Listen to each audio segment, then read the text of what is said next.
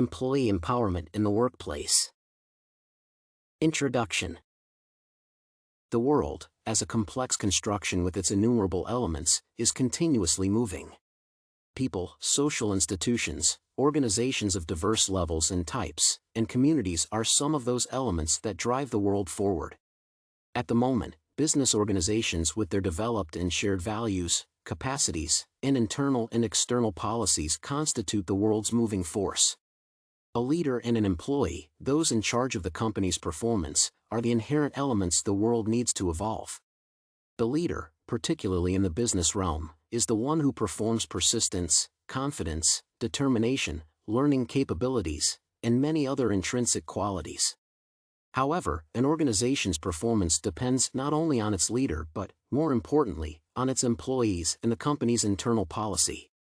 Elaboration, promotion, and sustainability of employee empowerment in the workplace are vital for the company's performance. In this work, the topic of employee empowerment in the workplace will be considered, and its use in the business area will be illustrated. Discussion. To consider employee empowerment, its elaboration process, complex structure, and influence on the company's pathway, one has to consider the essence of leadership before. Many researchers elaborated on the definition of leadership, and each interpretation includes the most common abilities. According to Manning and Curtis, the following qualities leaders possess to an exceptional degree are vision, self-confidence, stability, vitality, ability, concern for others, charisma, enthusiasm, persistence, and integrity.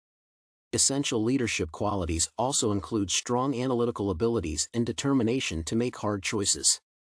Nonetheless, there is no doubt that the company's performance scarcely depends on a leader solely.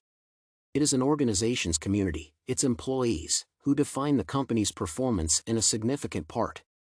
To increase performance, many researchers and operating leaders put into practice employee empowerment. Employee empowerment conception, principles, and characteristics. A company's sustainability and profitability performances, in major part, rest on the management strategies of its leaders and administrator implementation. They may regard budget allocations, internal and external policies, exploitation of resources, and, in particular, employee empowerment.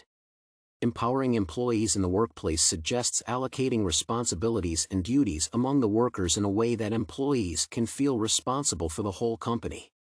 Manning and Curtis define the main principles of an empowered workplace. These are, trust in people's abilities to achieve organizational goals, invest in people as the main resort, recognize their accomplishments, and decentralize decision-making. When feeling ownership of the company, its performance, and trajectories, the workers commit more effort to increase personal and the company's performance. The feeling of ownership on the employee's behalf marks an empowered workplace that includes several characteristics. Organizations with empowered workplaces practice checking with everybody affected by decisions, writing a performance plan, and reviewing it with a leader. They are working together on defining roles and responsibilities, as well as determining standards of employee effectiveness. Sharing responsibilities enhances, as stated before, the feeling of ownership, which motivates workers to strive for better personal and organizational performances. Employee empowerment practices. To provide better performance for a company, the leader should implement employee empowerment, not theoretically consider it. According to Manning and Curtis, the empowering of the employees includes recognizing and rewarding the employees who make improvements to products, processes, and services. The reward may be implemented by inviting workers to a special dinner or mentioning a worker in a speech at an annual event. The point is to enhance the sense of meaning in a worker and to distinguish them from their colleagues. Next, Manning and Curtis also advise scheduling a meeting with each of the direct reports once every 2 or 3 weeks. During this practice, the leader and the employees discuss their work in progress, and the managers provide feedback and ask how others can contribute to their success. If applied properly, these two practices contribute significantly to the company's performance. Further, the most important practice is making timely decisions with those involved. On diverse levels, the decisions that are to be made may be allocated to different workers and managers if they possess the necessary qualities and resources to make them.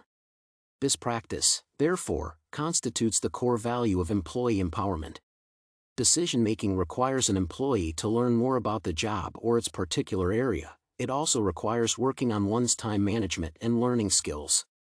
Thus, shared decision-making may significantly boost one's performance and a company's performance as a whole. Conclusion.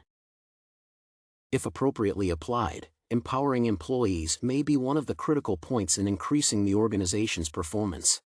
Be it financial sustainability, market, or shareholder performances, they all rely not only on the leaders, managers, administrators, or department chiefs' activity but also on the workers. Such practices as scheduling a meeting once a week to provide feedback to the workers or organizing a special dinner for the distinguished workers are of importance. Allocating the decisions to be made among those workers who are enough qualified is also an essential practice. The crucial point is to enhance the sense of significance and the feeling of ownership to the employees.